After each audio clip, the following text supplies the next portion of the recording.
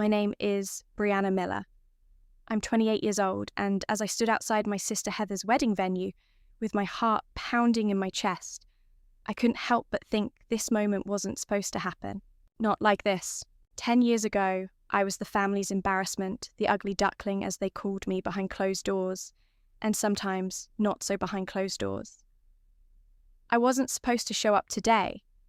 They didn't expect to see me again, and they definitely didn't expect to see me like this. But here I am. And the look on Heather's face when she spotted me from across the room, let's just say, priceless. Her new husband didn't even recognize me, which honestly made what happened next that much sweeter. Before I dive into how my family reacted when they finally figured out who I was, do me a favor, drop a comment below and let me know where you're watching from. Hit that subscribe button. This isn't just a story. This is a transformation. And you're going to want to hear every bit of it. I grew up in Greenwich, Connecticut, and if you're from around there, you know it's more than just a zip code. It's a brand. It's old money high society, white picket fences and colonial houses with perfectly manicured lawns. Our house fit right in, and so did my family. At least the version of them they wanted the world to see. My mother, Catherine Miller, was your picture-perfect socialite. Always dressed to impress in designer labels, hair salon fresh every morning, and a practiced smile that was made for country club brunches. My dad, Richard Miller, an investment banker with a Rolodex that practically ruled half of Wall Street. Image was everything to him, reputation even more. And making sure his family looked the part, that was priority number one. Then there was Heather, my older sister, the golden child, the perfect one. Heather had our mother's beauty, tall, thin, glossy blonde hair, ocean blue eyes. She was the girl every guy wanted to date and every girl wanted to be. Homecoming queen, straight A student tennis team.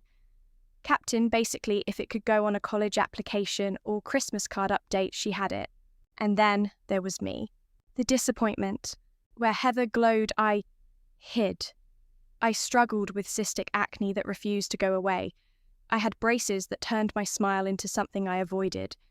And I carried around 20 extra pounds that made me self-conscious in everything I wore. My hair was frizzy. My glasses slid down my nose, and no matter how hard I tried, I always looked like the before picture in someone else's makeover story. At family functions, relatives would fawn over Heather. Oh, she's growing into such a stunner, then glance at me with those sympathetic eyes that said it all. Brianna, honey, my mum would sigh, applying lipstick before some event. Why don't you try doing your hair like your sister's? First impressions matter. My dad didn't say much. He didn't have to. Heather's already been accepted to 3 Ivies he'd mentioned casually over dinner, while I sat across the table with a 4.0 GPA in AP Calculus, and physics barely acknowledged. It was like living in a shadow that stretched forever. Watch how Heather carries herself, my mum would say. That's social grace. You should learn from her. Translation, you're not enough. There were moments, tiny ones, that made me wonder if maybe we could have been something like a normal family. The summer my dad taught us both to swim. Christmas mornings before the world woke up. But those moments just made everything else worse. They showed me what could have been if I had only been prettier, or more like Heather. School wasn't any kinder. While Heather collected friends and admirers like charm bracelets, I ate lunch alone. I buried myself in books, especially ones about coding and tech. Because here's the thing, in the world of code, no one cared what you looked like. Logic ruled. And I could create things, games, websites, programs that worked because I made them work. At 14, I built my first website. At 15, I made a budgeting app for fun. But one night while I was hunched over my laptop, my mum walked in and shook her head. No one cares about computers, Brianna, she said. You should be working on your social skills. That's what gets you ahead. Right. Because being likable was more important than being brilliant. The only person who ever made me feel seen was my grandma Eleanor. She lived in a modest house in Vermont, far from the manicured world of Greenwich. She had no interest in appearances and every interest in me. When I showed her my coding projects, her eyes lit up. You have a brilliant mind, Brianna, she told me once, squeezing my hand. Not everyone will see it, but that doesn't mean it's not there. She showed me photos of herself as a young woman, plain by most standards, but with this fierce spark in her eyes. Beauty fades, she said, but brilliance that grows stronger. I held on to her words like oxygen, especially when the world around me felt suffocating, especially when the bullying got worse. Junior year, Heather's friend, Amanda, and her clique created a social media account just to post photos of me with captions that were brutal. The worst part, seeing Heather's username listed as a follower. When I asked her why, she shrugged. God, Brianna, it's just a joke. You're so sensitive. Maybe if you put in some effort, people wouldn't pick on you. It wasn't a joke. It was betrayal. But the moment that really shattered me, Heather's graduation party. Our backyard was transformed into this Pinterest perfect event. Fairy lights, catered food, a live band. It was everything Heather deserved. And I just wanted to feel like I belonged. I tried, I really had. I picked a navy dress with tiny white flowers, tamed my hair, covered my acne as best I could. I stood near the punch bowl listening to Amanda and her crew. What is she even wearing? Amanda snickered. It's like she wants to look bad. And then Heather's voice. You guys stop, she said. It's not her fault she got the bad genes. They laughed. I was 10 feet away. My mom walked by, caught the end of the conversation, and just smiled. Heather, sweetheart, the Andersons just arrived. Come say hello. No defense, no acknowledgement, nothing. I went to my room and cried until my eyes were raw. That night, something broke. And something else was born. If they couldn't see my value, I'd prove it another way. Through my work, through who I'd become. And I had no idea then just how far that decision would take me. That summer, I dove headfirst into coding like it was the only thing keeping me alive because, in some ways, it was. While Heather was touring Ivy League campuses with my parents, I was teaching myself Python and building a prototype for a tutoring app that matched students with peers using an algorithm I wrote from scratch. My computer science teacher, Mr. Lambert, noticed.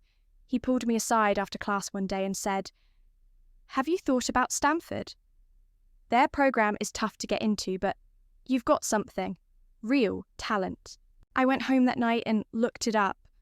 Stanford's computer science program wasn't just top tier, it was the tier. I didn't think I had a shot, but I applied anyway. The day the acceptance email came, I remember just sitting on my bed staring at the screen. Partial scholarship, Stanford, me. It felt surreal. And for a brief, flickering second, I let myself believe this might finally be the moment my parents saw me, really saw me. I brought the letter to dinner, my hands shaking as I passed it across the table. My dad scanned it, barely lifting an eyebrow. California, huh? That's pretty far. It's one of the best computer science programs in the world, I said, trying not to sound too eager. And they offered me a scholarship. A partial scholarship, my mum corrected, not even looking up from her salad. That still leaves a big financial gap. It's an investment, I said, my voice cracking in my future. My father set down his fork with a sigh. Brianna, let's be realistic. College is expensive. We have to think about return on investment. My mouth went dry. What does that mean? My mother didn't miss a beat. It means your sister's law school has a clearer trajectory. She's connected, presentable, socially adept. You have potential, but it's untested. We have to make smart choices. And there it was. The final confirmation. I wasn't worth the risk. Not in their eyes. But I've already been accepted. Doesn't that mean something? I asked, trying not to cry. Don't be so emotional, my father muttered. We're just being practical. Maybe start with community college. Prove you can handle the pressure. Then he said it. The sentence that would echo in my mind for years. You're the ugly duckling of this family, Brianna. And no degree is going to change that. In our world, appearances matter. Connections matter. You don't have either. The room fell into heavy silence. Even Heather looked uncomfortable. Richard, my mum whispered clearly, worried about his bluntness, not his cruelty. I stood up slowly, heart pounding. So that's it. I'm not worth investing in because I'm not Heather. You're twisting our words, my mum said, her voice cold. No, I replied, backing away from the table. You made them very clear. That night I didn't cry. I packed. The next day, my phone rang. Grandma, Eleanor. I had a feeling she said, pack your bags. Meet me at the bank tomorrow. When I arrived, she was already waiting inside, holding a cashier's check for $20,000. I was saving this for retirement, she told me. But you need it more than I do. Go. Build your future. I hugged her, tears finally falling. I'll pay you back, every cent. She cupped my face in her hands. You don't owe me anything except your success. 2 days later, I left Greenwich behind. I didn't say goodbye. I left a note on the kitchen counter.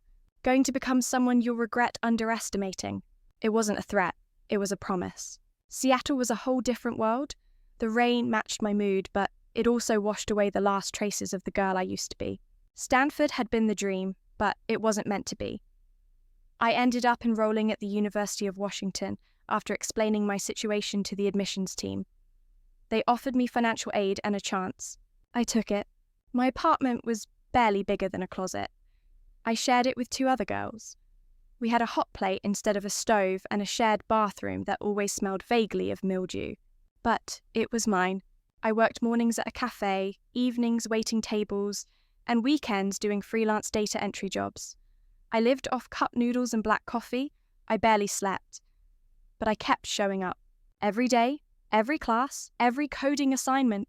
Lynn, my roommate, was a biochemistry major. Dakota, the other, studied art. We didn't become best friends overnight, but they saw me.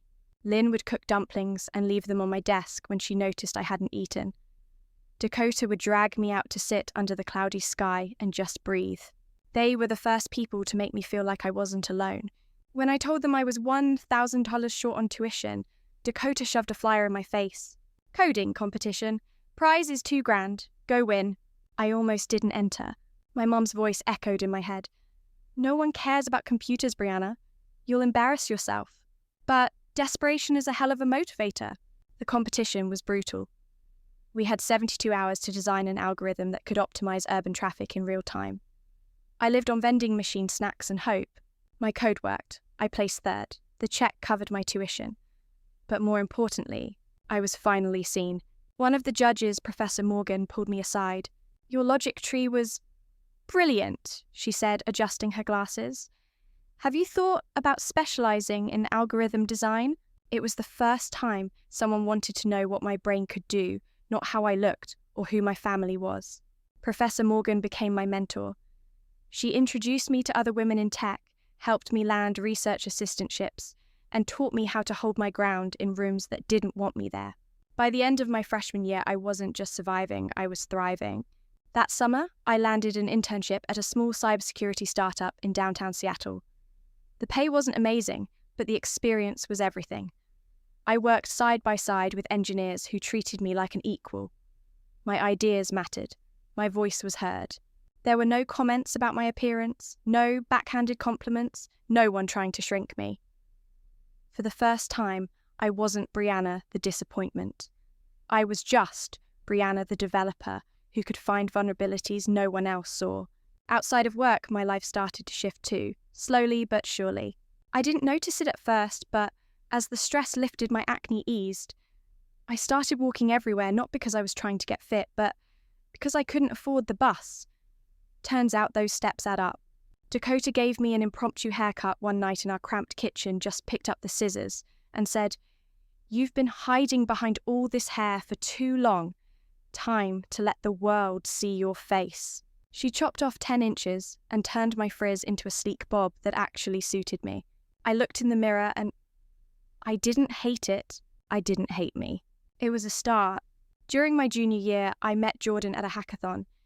He was tall, with kind eyes and a laugh that made me feel like maybe I was allowed to take up space in the world. He wasn't flashy or arrogant. He was steady, warm, real. We ended up on the same team. While others argued about frameworks, we sat in the corner, building something simple and elegant. "You think differently than anyone I've ever met," he told me on our 3rd date, pushing a strand of hair behind my ear. "Like your brain takes side roads no one else even sees." We kissed for the first time on his apartment rooftop with the Seattle skyline glowing behind us. And in that moment, something inside me started to heal. By graduation, I had straight A's, glowing letters of recommendation, and a handful of job offers. I walked across the stage with highest honours, wearing a cap that I'd decorated with a single phrase. "Just watch me." My roommate screamed from the audience. Professor Morgan cried. Jordan held up a sign that said CEO in training. My parents weren't there. Of course they weren't. They hadn't called, hadn't written, hadn't even liked my graduation post on social media. I didn't expect them to, but it still hurt. The only person I wished could have seen me that day was Grandma Eleanor. She'd passed away a few weeks earlier peacefully in her sleep. I found out from her neighbour, not my family. They hadn't even thought to tell me. That cut deeper than I expected. I flew out to Vermont a few days after graduation and visited her grave alone. I left a small USB drive wrapped in ribbon at the base of her tombstone. It held every project, every app, every moment she'd believed in before anyone else did. You were the first person who saw me, I whispered. And I won't let you down. That visit was the final push I needed. I wasn't just going to succeed. I was going to thrive. I started at Vertex Security as a junior developer buried in back-end code and documentation. Most of the time, people didn't even know I was in the room unless something broke. But that was okay. I was learning. The tech world wasn't perfect. As a woman, especially a young one, I still got side-eyed during meetings. I still had to work twice as hard to be taken half as seriously. One senior developer, Greg, used to dismiss my suggestions constantly. Interesting idea, he'd say, but a little over-engineered, don't you think? Translation, I'm threatened, but I won't admit it. So I stopped debating. I started documenting. I built watertight test cases. I let my results speak louder than any pitch. And then, 6 months in, I found a security flaw in our flagship product. A bad one. A flaw that could have exposed thousands of client records if exploited. I built a patch, created a comprehensive report, walked into the team meeting and presented it without blinking. When I finished, the room was dead quiet. The CTO, Rachel Chin, studied me for a long moment. Implement it, she said finally, and I want you leading the next audit cycle. That was the beginning of everything. Rachel became the second mentor who changed my life. She didn't coddle. She challenged. She expected more from me than I thought I could give, and then she expected even more. In this industry, you will always be underestimated, she told me over coffee one morning. Because you're young. Because you're a woman. Because you don't fit their mold. That's not your problem. Your job is to be so good they can't ignore you. I took that to heart. By year 2, I was leading a team. By year 3, I had 2 promotions and a reputation as a rising force in the cybersecurity world. And then I made a discovery. While working on a client's ransomware breach, I noticed a pattern, something most teams would have dismissed as coincidence. But I followed the thread, obsessed over it. What I uncovered was a new way to detect threats before they happen, like predictive cybersecurity. It was a game changer. Rachel was the first to recognize it. This isn't just good, she said, reviewing my model. This is a paradigm shift. Vertex offered me a big bonus and a promotion if I let them integrate it into their product suite. But something in me, something that still heard my grandma's voice, my younger self's desperate promise, told me this was bigger than one company. So I did the scariest thing I've ever done. I left, and I started my own. I called it Sentinel Shield. Just me, my laptop, and an algorithm that could change the industry. I set up shop in my tiny apartment, my dining table doubling as an office, whiteboards on every wall, sticky notes on every surface. The startup life wasn't glamorous. It was gritty and exhausting. But it was mine. Jordan was right there beside me. He'd moved into UX design after college, and when I showed him my first wireframe, he shook his head and said, "Absolutely not. If you want people to take this seriously, it has to look like it came from the future." He spent nights redesigning the interface while I perfected the algorithm. We'd order takeout we couldn't afford, laugh until 2 a.m. and crash on the couch surrounded by empty Red Bull cans and code. Lynn, my old roommate, introduced me to her cousin, a venture capitalist who specialized in early-stage tech startups. He didn't write me a check on the spot, but he listened, and that was enough to keep going. Aidan and Marcus, my study group crew from college, quit their jobs and joined me working for equity because I couldn't pay real salaries yet. "You're building something important," Marcus said. "We want in." Our first client came through Professor Morgan's network, a regional bank that had been burned by multiple data breaches. We installed Sentinel Shield. 6 months later, they reported 0 breaches and better system performance. Word spread. More clients followed. We got featured in a niche industry blog, then a bigger one, then TechCrunch. Suddenly people were calling us.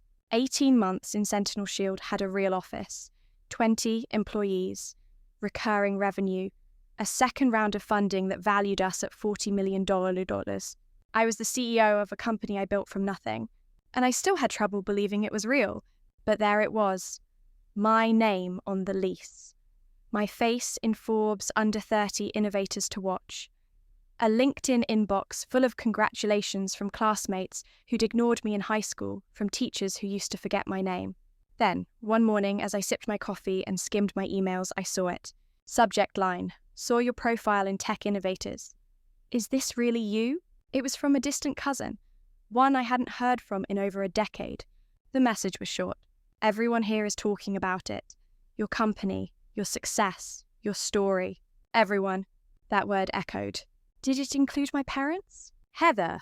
No mention of them in the message, and I didn't ask. I wasn't ready. I closed the laptop and walked outside into the cool Seattle air, letting the wind hit my face. I was happy, I was in love, I was fulfilled, but part of me still carried the sting of being erased. That's when I made a decision to give back. I founded the Eleanor Miller Scholarship, a program for young women pursuing computer science. We offered more than tuition. We offered mentorship, community, and emotional support. The kind I had needed at 18. At the launch event, I stood before a room full of scholarship recipients and donors holding back tears. You don't have to be the prettiest in the room, I told them, or the loudest, or the most connected. You just have to believe in your voice even when no one else does. After the speech, Jordan squeezed my hand. Your grandmother would be proud. She's why I made it, I said quietly. By then, Sentinel Shield had grown into something bigger than I ever imagined. Offices in Seattle, Boston, and London. Over 100 employees. Our algorithms were being adopted by major financial institutions and healthcare systems. But the real success, the life I'd built, I had friends who felt like family. A partner who loved me for exactly who I was. A purpose that went beyond money or status. And yet, because life loves irony, closure came knocking when I least expected it. One morning, a thick envelope arrived at the office. Cream cardstock. Gold embossing. Elegant cursive. A wedding invitation. Heather Miller and Andrew James Thornton III. My sister. Getting married. In Greenwich. At the Westbrook Country Club. I hadn't heard from her in a decade. No calls, no texts, no, I'm sorry. And now this. I left it unopened on my desk for 3 days. Finally, Jordan picked it up and asked, "You gonna open it or keep letting it haunt you?" I opened it. There was no note, no explanation. Just a formal invite requesting the honour of my presence at her wedding. I took it to therapy. Dr. Bailey, who had walked me through so much healing, studied it for a moment and asked, what would it mean to attend? Closure, I said. Or reopening old wounds? I honestly don't know. She smiled softly. Then, let's figure that out. For a week, I made lists, pro and con, prepared for every possible interaction, rehearsed answers. Jordan supported me through it all. If you go, I'll be right there with you, he said one night over dinner.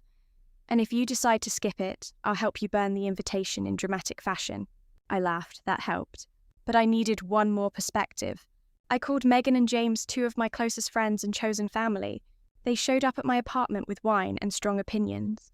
Hard no, Megan said, pouring a glass. These people tossed you out like garbage. They don't get to have you now. James was more thoughtful. What do you want, Bree? He asked. Not revenge, not drama. What do you need to move forward? I was quiet for a long time. Then I said, I need to look them in the eye as the woman I've become. Not for their approval. For mine. Then go, he said, but go on your terms. I RSVP'd with a calm hand and a clear mind. Brianna Miller +1. I wasn't showing up to make a scene. I wasn't there for revenge. I just needed to be present in the same room as them, not as the broken, invisible girl they left behind, but as the woman I had become. I picked an emerald green dress. Silk, clean lines, bold. It brought out the gold in my eyes and the copper highlights in my now polished bob. When I looked in the mirror, I barely recognized myself, not because I looked different, but because I felt different. Confident, grounded, whole. The morning of the wedding, Jordan and I boarded a flight to New York. As we landed, I felt that familiar tension in my chest, the one I used to carry like armor. But this time, I breathed through it. I wasn't going back. I was walking in. The Westbrook Country Club hadn't changed. Same manicured hedges, same colonial facade, same polished brass signs that whispered, "This is who we are. This is what we expect you to be." Jordan squeezed my hand. "You ready?" "As I'll ever be," I said, and we walked in together. The pre-ceremony gathering was held on the garden terrace. Champagne flutes, soft string music, the hum of polite conversation. A scene so curated it might have been cut from a magazine. I walked through the crowd invisible. No one recognized me, until I said my name. "Oh, are you with the groom's side?" an older woman asked. "Actually," I replied with a polite smile, "I'm Heather's sister." She blinked. I didn't know Heather had a sister. Of course she didn't. I'd been erased. We moved through the party like ghosts. People chatted about the merger between the Thornton and Miller families like it was a corporate acquisition, not a wedding. And then I saw them, my parents, standing at the edge of the terrace, champagne in hand, glowing with the kind of pride they used to reserve exclusively for Heather. I walked straight toward them. "Excuse me," I said gently. My mother turned smile automatic. "Yes, can I?" She stopped. 3 seconds. That's how long it took. 3 seconds of scanning my face before recognition hit her like a slap. "Brianna," she whispered, her glass trembling. My father turned next. His face went slack with shock. "Good to see you both," I said, steady as stone. "This is my fiancé, Jordan." Jordan offered his hand. "It's a pleasure to meet you, Mr. and Mrs. Miller. Congratulations on your daughter's wedding." They shook his hand because manners were second nature, even when their world was spinning. "We need to speak privately," my mother said through clenched teeth. "There's nothing to discuss," I said, pulling Heather's invitation from my clutch. I was invited. I came. "You look different," my father muttered, eyes narrowing. 10 years will do that," I replied. "So will building a life without your approval." My mother's eyes darted nervously around. "This isn't the place." "I agree," I said calmly. "I'm just here to celebrate, nothing more." Jordan and I walked away. I didn't look back. That moment, that was mine. The ceremony was everything I expected. White roses, designer everything. Heather looked stunning, of course she did. But even from the third row, I could see it. That flicker in her eyes when they landed on me. Like she'd seen a ghost. Afterward, I went to the restroom to collect myself. On my way out, I ran straight into her. "Brianna," she said, stunned. "You came. You invited me," I replied. "Why wouldn't I?" "I didn't think you would," she said, twisting her hands. "You look incredible." I raised an eyebrow. "Thanks. Life does that to you when you're not being told you're worthless every day." She flinched. "I wanted to talk to you before today," she said. But I didn't know how. Emailing my company felt like the right move. I asked, not unkindly, just honest. She didn't answer. At that moment, her husband walked up. Tall, polished, smiling. "There you are," he said, kissing her cheek. "Your mom's looking for you." Then he noticed me, smiled politely. "Hi, I'm Andrew, and you are—" I extended my hand. "Brianna Miller." His brow furrowed. "Wait, you're Heather's. I'm her sister." His jaw dropped, but she told me she was an only child. Silence. Heather turned pale. "There must have been a misunderstanding," she began.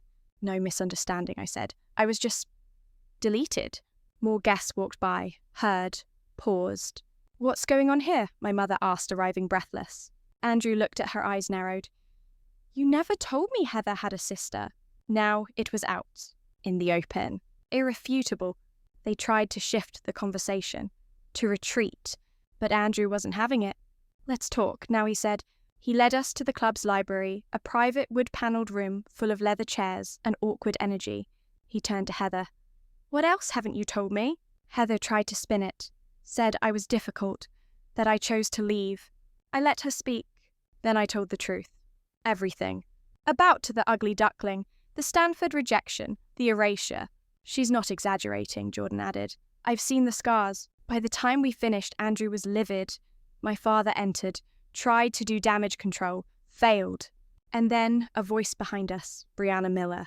Andrew's father, James Thornton II. I've been following your company, he said. Your security framework is impressive. He turned to my father. You let her go. There was no recovering from that. We left not long after. The damage was done, but not by me. As we waited for our coats, Heather found me. You couldn't just let me have my day. I came because I hoped there was something left to rebuild, I said. I didn't make this messy. The truth did. She looked like she might cry. What happens now? That's up to you. I handed her my card, my personal number scribbled on the back. Call me if you ever want to really talk, but only if you're ready to be honest. We flew back to Seattle the next morning, and for the first time in a decade, I exhaled. 3 days later, my phone rang. Heather, I want to talk, she said. For real this time? And we did. It wasn't perfect, but it was a start. She apologized, explained her own fear, her own pressure to be perfect. I was jealous of you, she admitted. You had strength. I just had approval. Over the next year, we rebuilt something new. Not the sisterhood we never had, but something honest. My parents. That was different. My mom called once with strategic charm. We should have dinner sometime. Your company is doing so well. I asked, is that why you're calling? She didn't answer. I'm not interested in being your trophy, I told her. Only in relationships built on truth. My dad never called. And that was fine. Sentinel Shield grew. We expanded internationally. Our predictive framework became the new standard. And the Eleanor Miller Foundation thrived, helping hundreds of young women rise without permission. On the anniversary of the wedding, Heather visited me in Seattle. We walked the waterfront. She looked out at the water and said, I'm still figuring out who I am without the image. You're allowed, I told her. It's never too late to stop performing and start becoming. We smiled at each other, two women on different journeys who were finally learning how to walk beside one another. If you've made it this far, thank you. This was never about revenge or proving them wrong. This was about proving me right. To the younger version of myself who believed that love had to be earned through beauty or approval, I say this. You are always enough. And to anyone out there who's been dismissed, erased, or underestimated, you don't have to wait for permission. Live boldly, write your story, and never forget the ugliest ducklings grow into the fiercest swans. If this story resonated with you, drop a comment, share your own journey, and subscribe. Because in this space, we see each other for who we really are. And that's power. Thank you for listening.